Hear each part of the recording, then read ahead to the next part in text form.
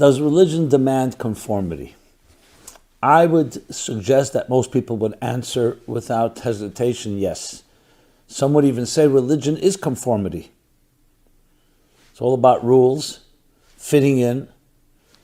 Even in the best case scenario, where it's a healthy form of religion and its positive elements, it's about community, it's about tradition, it's about rituals, family, values. The negative part of religion we'll talk about soon, there then conformity would be seen also as a negative as well.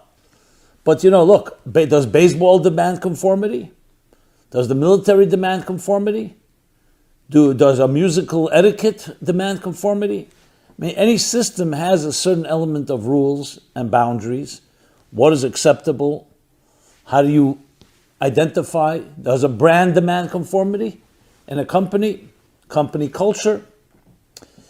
So what do we do with our free-spiritedness?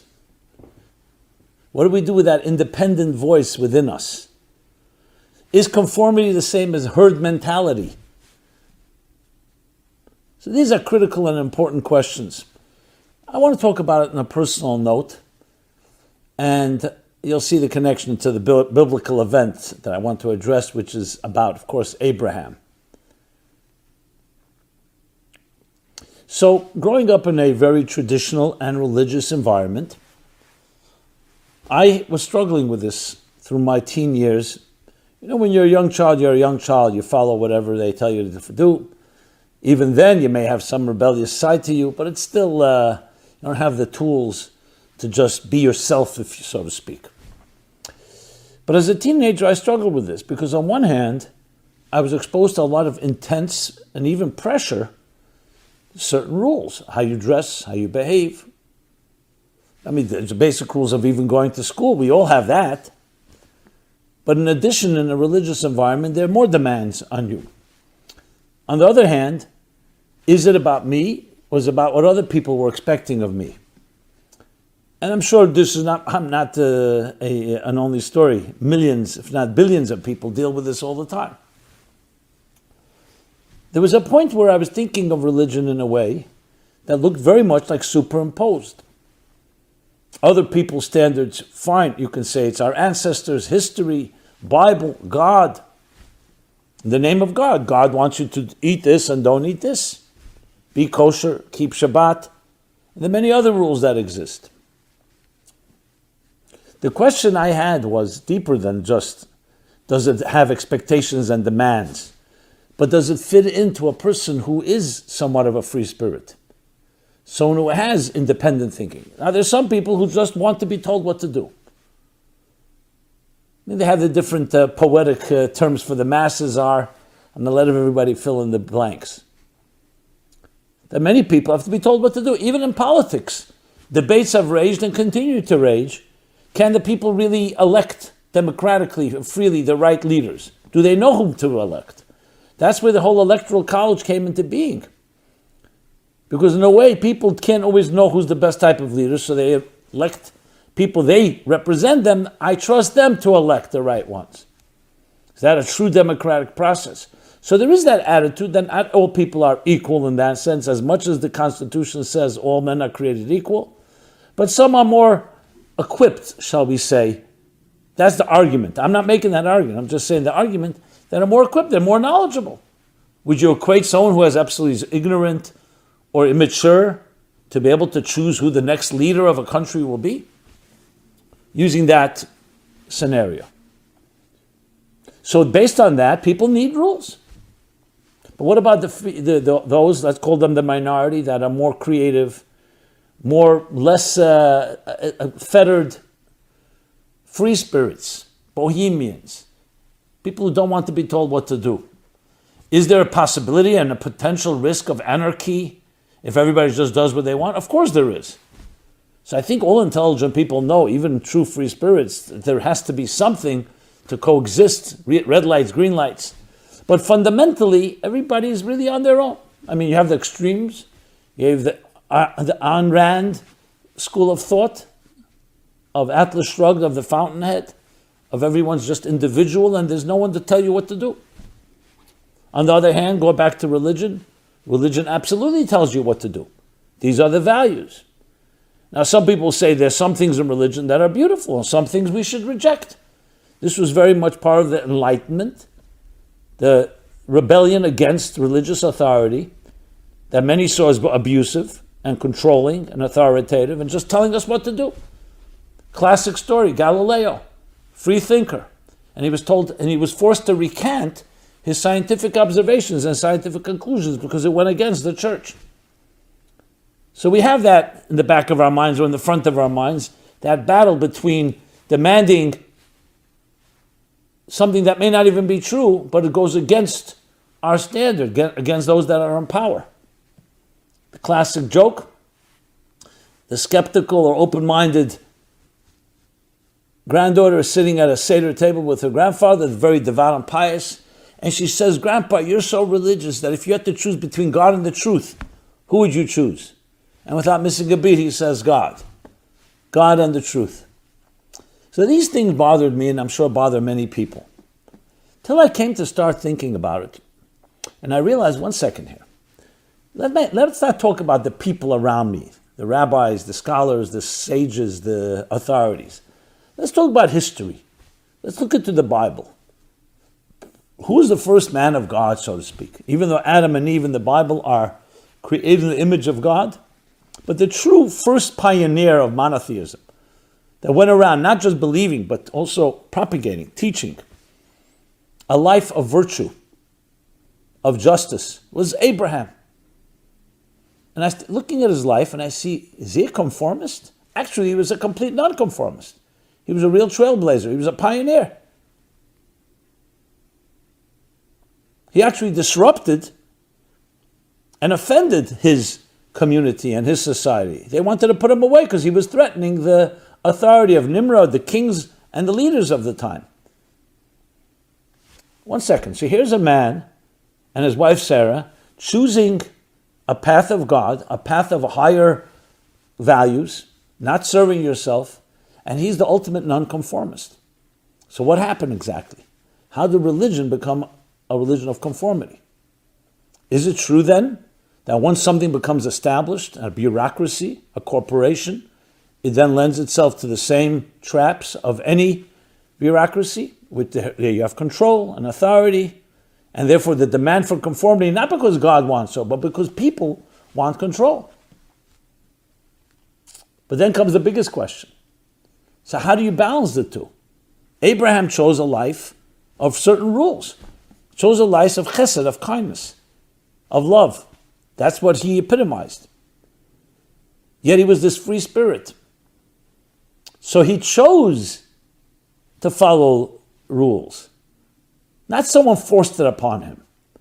It wasn't about imposition or threat or coercion or dogma. It was the free spirit in him, just like somebody who's a free spirit, who's a musician, and wants to spend 6 hours with an instrument, a piano or any other instrument. And you'll say, what, are you forced to sit there? No, I want to sit here. That's how you create music. So discipline and rules and laws are not necessarily antithetical to free-spiritedness. Free-spiritedness, the antithetical is herd mentality, a conformity that's imposed upon someone, and especially by other human beings. So if you give in to your temptations, whatever they may be, in every whim, is that called being a free spirit? Maybe then you're enslaved to your own addictions. Whereas a person who's a free spirit and says, I'm committing to something greater than my needs, greater than my own self-interest, maybe that's the ultimate free spirit. In other words, it's not about, freedom is not just that you can do whatever you like, is that what you do is coming from within you, within your spirit. And that, it wasn't overnight, but I began to rethink and revisit the whole concept. So even the word religion, by definition, the stereotype, lends itself to the word conformity and all the other terms I used earlier. And if you really go negative, it usually evokes words like condescension and judgment and punishment and punitiveness and guilt and neurosis. Rules. That's why you'll find the statistics show 90% of Americans, or maybe the West in general, will say they have they believe in some form of spirituality, some form of God. Religion, 40%. affiliate with. That's a pretty big discrepancy, because religion is associated with rituals, with tradition, with holidays, prayer, houses of worship, clergy. I mentioned other words before. And even at its best. But spirituality is related with free-spiritedness, soul, music, transcendence. And as long as these two worlds remain apart, you will always have this dichotomy. What Abraham teaches us, that they're not really apart. The key is to recognize that true religion, and I don't even like the word religion, to be honest. I'm just using it, that's the word we're using. But a true experience of transcendence is actually the ultimate free-spiritedness. It's not just doing what you want, because what you want can be just as limiting as somebody who's trapped in a prison. It's a prison of your own making. It's not what you want, it's by connecting to something greater than yourself. That's what Abraham recognized. Now then, is it true that over time, those professing to follow Abraham's path, some of them became conformists and demanded conformity? Yes, it's true. But that's not necessarily the true path of Abraham. Because it's all about really discovering something greater than yourself. So therefore, does religion demand conformity? It depends what you define as religion. If you're talking about the bureaucratic corporate form, yes, it does, and not necessarily for good reasons. They may have some good reasons as well. Just like, as I said, etiquette, when you're at home, you're a certain place, there's certain etiquette. But I'm talking about the demanding of conformity, that don't make trouble, don't rock the boat, don't challenge, don't question, silencing people. True religion, if it's truly the path of God, God gave us minds, gave us hearts, gave us a certain independent spirit, whoever you are. So that's also part of embracing yourself. It's not just following the rules, it's also embracing your mind. Ask questions. You were taught, you were created that way, to think differently than others think. Now we have to find the balance. The words of Hillel, the balance between, if I'm not for myself, who will be for me? That's the individual spirit that you are. But then the second half, if I'm only for myself, what am I? There's a synergy needed. Going back to the analogy of music, it's a perfect example. Every musician, every musical note has its unique role, and it's different than another musician's role. But when you have a real symphony is when they all work together in a coordinated fashion. Each one complementing the other while also bringing their unique contribution. And you know what really gets in the way? It's not just the conformity. It gets in the way is your own self-interest. The lack of humility, the lack of suspending yourself, feeling someone else is taking something from your turf. Jealousies, that competitiveness that doesn't allow us to both be ourselves while also being complemented with others and through others. So when you think about it, it actually provokes us to look at our lives in a very different way. Everybody in life has to follow certain guidelines and rules. Like I mentioned, no one has an issue. Why do by playing World Series right now? Why baseball players have to wear their uniform? Why can't they just come in their own garments, whatever it may be, or in the military, or in school uniforms, or other dress codes we have in different situations? Because everybody understands there's a certain need for uniformity, for branding, whatever the reason may be. But the point is, you still come with your unique self no matter what garment you wear.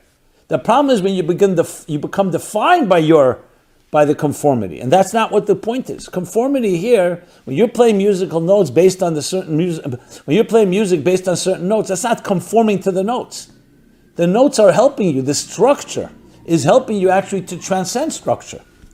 Now, can you play by ear without notes? Of course you can. But the notes are not meant to limit you. They're meant to help you grow. It's like learning by trial and error, learning what others have done. Following the best practices is just helping you not make mistakes, and then you can spread your wings and soar and reach heights, unprecedented heights. And that's really the ultimate objective. So Abraham, in that sense, has a tremendous lesson. And I think it's a balance. What happened was that, yes, when you're imposed upon, you're enslaved by whoever it may be, whether it's a political leader, whether it's a religious leader, whether it's whatever it is, you're going to rebel. Or at least some people will rebel against it. The question is, though, when you rebel, are you also going to throw out the baby with the bathwater? Because there are certain guidelines, there are certain values that are valuable. So we have to find the correct balance where you allow the individual to express themselves while also embracing something that brings us the common denominator that connects us all. And that's also part of the process. But that word that always rings true and always reigns supreme, the Hebrew word, I've often mentioned it, the word bittul, B-I-T-T-U-L, which is more than just humility and modesty. It's suspending yourself in the face of something greater. That provides us, number one, with discovering our true self, not the one defined by other people's expectations and demands, parents, educators, society, media, social media. And the second thing it provides is not to get trapped in yourself. Self-expression is important. Independence is important. Free-spiritedness is important. But not to get trapped there either and recognize that we complement each other. And there is a need for flexibility, and there is a need for yielding, and at times actually deferring to another. That's the key to a relationship. A quote I've often quote from Rabbi Mendel Kotzker, the Kotzker Rebbe. Beautiful quote, where he says, if I am I because you are you, and you are you because I am I will not be and you will not be. But if I am I because I am I, and you are you because you are you, I will be and you will be. If my identity is defined by you, and juxtaposing around you and your expectations or demands or needs, or being different than you, then it's not being generated from within me. So I'm not really being me. And if you're defined by me exactly the same way, then you're not really being you. What you want to have is, me is here, you are here. And we come together and become stronger in the process. That synergy. A very powerful self, but also a very powerful selflessness. And they're not a contradiction. And the reason they're not a contradiction is because the true self of a human being is not just selfish needs. It's not just the id, survival of the fittest. It's fulfilling the higher purpose for which you are here. And when you have that in mind, and you're a vehicle, a channel for that higher purpose, then other people are not a contradiction to you. On the contrary, the more confident and secure you are from within, the easier it is to coexist, and more than that, to actually benefit from others. That's how we build true self-confidence.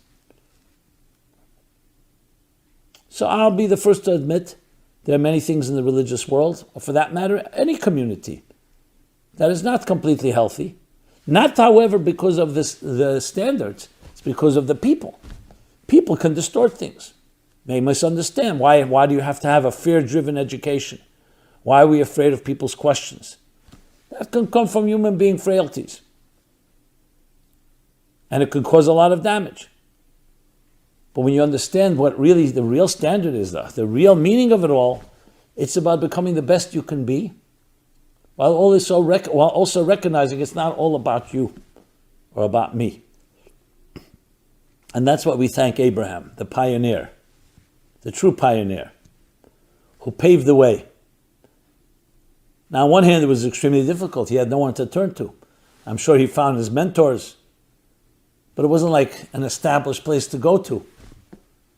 On the other hand, he also was not jaded by anything that was negative.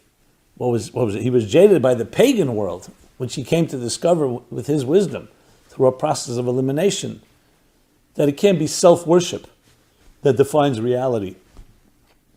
And then he discovered through that process of elimination that it can be even it's the sky itself, sun and the moon, the celestial bodies, that there's something greater than all the sum of the parts.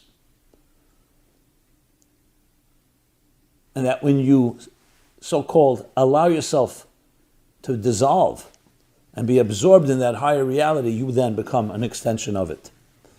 And that's why we still talk about Abraham almost 4,000 years later.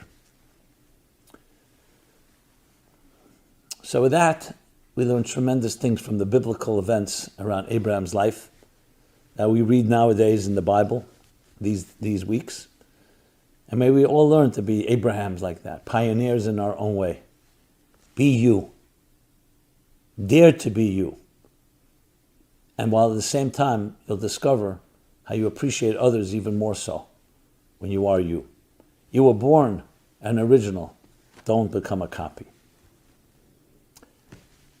Simon Jacobson, Meaning for Life Center. Always an honor to share a few words. Meaningforlife.com is our website. Check us out for this and many other programs on topics that cover the entire spectrum of life. And please share with others. Pay it forward. And of course, as always, I'd love to hear from you. Thoughts, comments, suggestions, questions. Be blessed. Be you, because we all need you.